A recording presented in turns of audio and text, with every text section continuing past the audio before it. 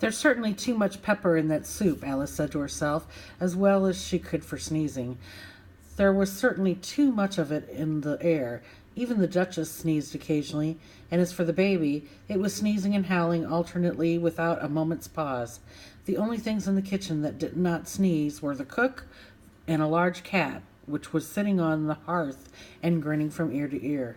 Please, would you tell me, said Alice, a little timidly, for she was not quite sure whether it was good manners for her to speak first, why your cat grins like that? It's a Cheshire cat, said the Duchess, and that's why, pig. She said the last word with such sudden violence that Alice quite jumped, but she saw in another moment that it was addressed to the baby, not to her. So she took courage and went on again. I didn't know that Cheshire cats could always grin. In fact, I didn't know that cats could grin. They all can, said the Duchess, and most of them do. I don't know of any that do, Alice said very politely, feeling quite pleased to have got into a conversation. You don't know much, said the Duchess, and that's a fact. Alice did not at all like the tone of this remark, and thought it would be as well to introduce some other subjects of conversation.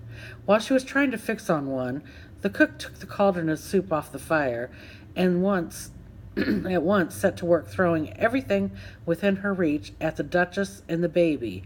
The fire irons came first, then followed a shower of saucepans, plates, and dishes. The Duchess took no notice of them, even when they hit her, and the baby was howling so much already that it was quite impossible to say whether the blows hurt it or not. Oh, please, mind what you are doing, cried Alice, jumping up and down in agony of terror. Oh, there goes his precious nose, as an unusually large saucepan flew by it and nearly carried it off. If everybody minded their own business, the Duchess said in a hoarse growl, the world would go round a deal faster than it does. Which would not be an advantage, said Alice, who felt very glad to get an opportunity of showing off a little of her knowledge.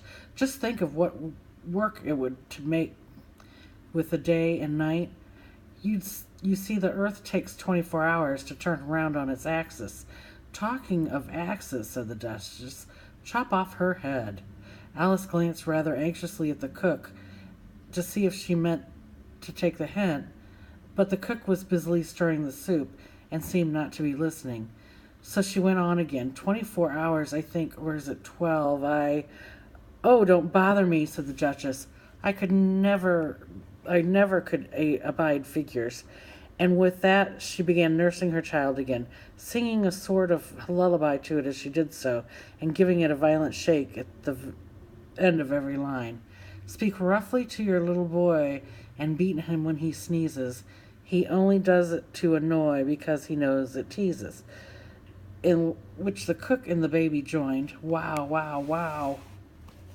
While the Duchess sang the second verse of the song, she kept tossing the baby violently up and down, and the poor little thing howled so that Alice could hardly hear the words. I speak severely to my boy, I beat him when he sneezes, for he can thoroughly enjoy the pepper when he pleases. Chorus.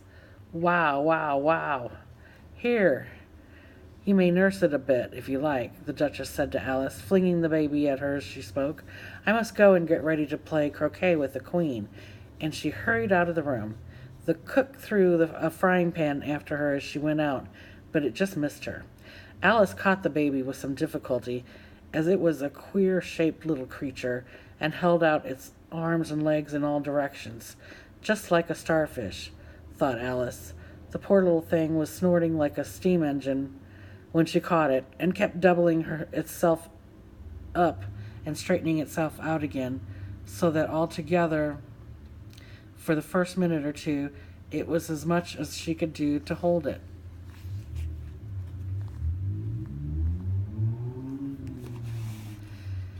As soon as she had made it out of the proper way of nursing it, which was to twist it up into its sort of a knot and then keep a tight hold of its right ear and left foot as so to prevent its undoing itself, she carried it out into the open air.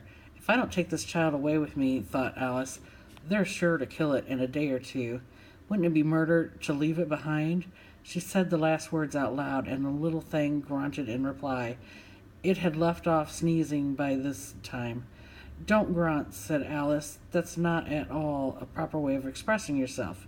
The baby grunted again, and Alice looked very anxiously into its face to see what the matter was with it. There could be no doubt that it had a very turned up nose, much more like a snout than a real nose.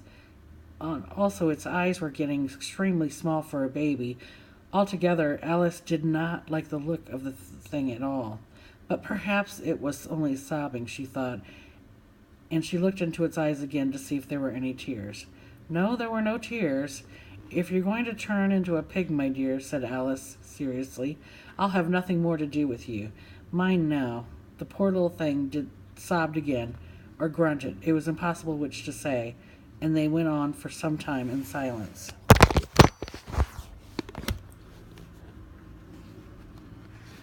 Alice was just beginning to think to herself, now what am I to do with this creature when I get it home? When it grunted again, so violently that she looked down into the face in some alarm. This time there could be no mistake about it. It was neither more nor less than a pig, and she felt that it would be quite absurd for her to carry it further. So she set the little creature down and felt quite relieved to see it trot away quietly into the wood. If I'd grown up, she said to herself, it would have made a dreadfully ugly child, but it makes a rather handsome pig, I think. And she began thinking over other children she knew, who might do very well as pigs, and was just saying to herself, if one only knew the right way to change them, when she was a little startled by seeing the Cheshire Cat sitting on a bough of a tree just a few yards off.